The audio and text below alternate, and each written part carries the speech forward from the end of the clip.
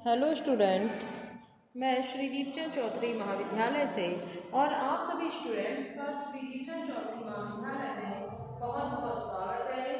आज मैं आपको बताऊंगी कि हाइपोथेसिस की क्या लिमिटेशंस हैं उनके बारे में। तो जैसे कि जो हमारी हाइपोथेसिस होती है वो एक सोशल रिसर्च को एक बहुत ही निश्चित दिशा जो है प्रदान करती है। अगर हाइपोथेसिस का निर्माण करते समय सावधानी नहीं रखी जाए तो जो हमारी कल्पना होती है वो दोषपूर्ण हो जाती है और इसीलिए इसकी कुछ सीमाएं जो हैं वो निर्धारित की गई हैं और इसकी कुछ सीमाएं जो हैं वो निम्नलिखित हैं, या हम बताएंगे आपको कि किस तरीके से जो है आप उनको अपने हाइपोथेसिस के निर्माण करते समय सावधानी रखें, जिससे कि जो आपकी हाइपोथेसिस है वो बहुत ही अच्छी जो है रिसर्च करने में आपकी सहायता जो है या हेल्प हो सके।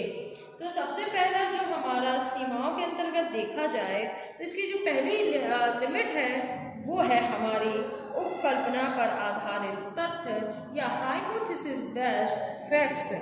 तो अगर शुरुआत में ही रिसर्चर हाइपोथेसिस के आधार पर ही तथ्यों का या डेटा कलेक्शन करता है तो चाहे वो हमारा रिसर्च प्रॉब्लम या रिसर्च जो हमारी सब्जेक्ट है उससे संबंधित है या नहीं, अगर बाद में रिसर्चर उन डेटा कलेक्शन में संशोधन करना पड़ता है और ऐसा करने पर डेटा में विशुद्धता आ जाती है जो शोध के लिए या रिसर्च के लिए काफ़ी ज़्यादा हानिकारक होती है, हार्मफुल होती है।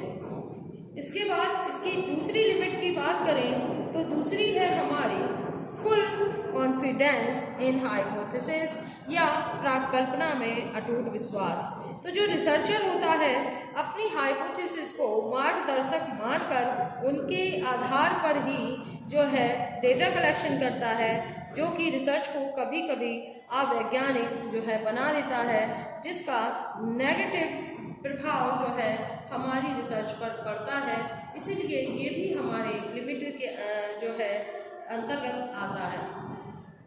इसके बाद जो इसका तीसरा पॉइंट है वो है विशिष्ट अभिरुचियों तथा संवेगों का प्रभाव या influence of specific interest and emotions. अगर शोधकर्ता के अध्ययन विषय यानी जो रिसर्चर है उसके अध्ययन का जो विषय का चुनाव या सिलेक्शन ऑफ सब्जेक्ट जो हमारा पॉइंट होता है उसके संवेग व अभिरुचि से जो है ये जुड़ा हुआ रहता है तो उसकी छाप जो है हमारे रिसर्च पर भी दिखाई देती है, जिससे कि जो हमारा रिसर्च है वो पक्षपातपूर्ण हो जाता है और ऐसी स्थिति में जो है हमारी रिसर्च अवैज्ञानिक भी हो जाती है, जो कि ये हार्म करती है हमारी रिसर्च को।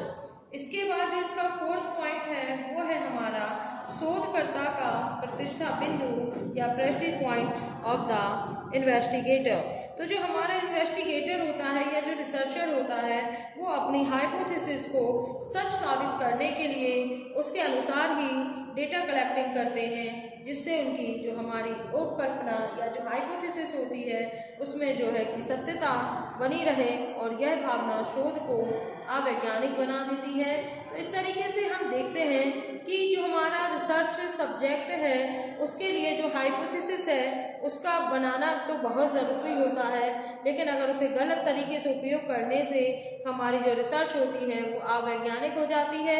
इसीलिए एम.आर. कोहन ने कहा था कि जो लोग विषय के पूर्व ज्ञान के अभाव में पूरे मस्तिष्क से शोध कार्य प्रारंभ करते हैं उन्हें वैज्ञानिक उपलब्धियां बड़ी ही कठिनता से प्राप्त होती हैं और कुछ प्राप्त करने के लिए हमें विषय की पूर्व जानकारी होनी बहुत आवश्यक है, क्योंकि किसी पूर्व ज्ञान के अभाव में हम नहीं जान पाते कि किन तथ्यों को खोजना है और उसकी जांच हेतु क्या प्रासंगिकता है।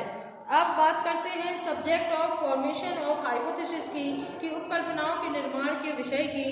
तो केनेथ बैली बेकर और साइरेटिस जो सारंता कोश थे उन्होंने कहा था कि कुछ नियम जो है उपकल्पना बनाते समय ध्यान में रखने चाहिए, क्योंकि अगर इन बातों पर ध्यान नहीं रखेंगे तो हमारे कल्पना का निर्माण जो है अच्छे से नहीं हो पाएगा।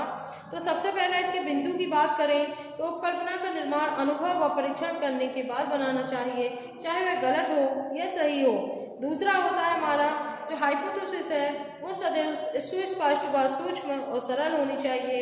इसके अलावा इसका कथन विरोधाभासी नहीं होना चाहिए। इनमें चरों के बीच संबंध स्थापित करने हैं, उनको विशेष प्रकार से वर्णन करना चाहिए।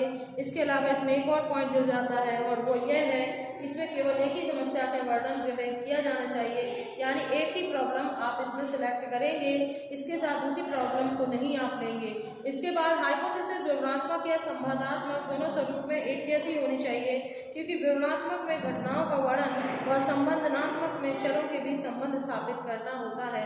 इसीलिए ये कुछ जो है हमारे उपकल्पनाओं के निर्माण के विषय हैं, तो इनका जो है इस्तेमाल जो है आप कर सकते हैं अपने रिसर्च में। इसी के साथ ही जो है आपके लिमिटेशंस और आप हाइपोथेसिस और इसके साथ ही आपके subject of formation of hypothesis दोनों ही आपके जो चैप्टर हैं वो क्लियर होते हैं। नेक्स्ट वीडियो में हम देखेंगे कि किस तरीके से सिद्धांत जो है और अवधारणाएं, इनकी विशेषताएं, ये सारी चीज़ें जो है मैं आपको बताऊंगी। धन्यवाद।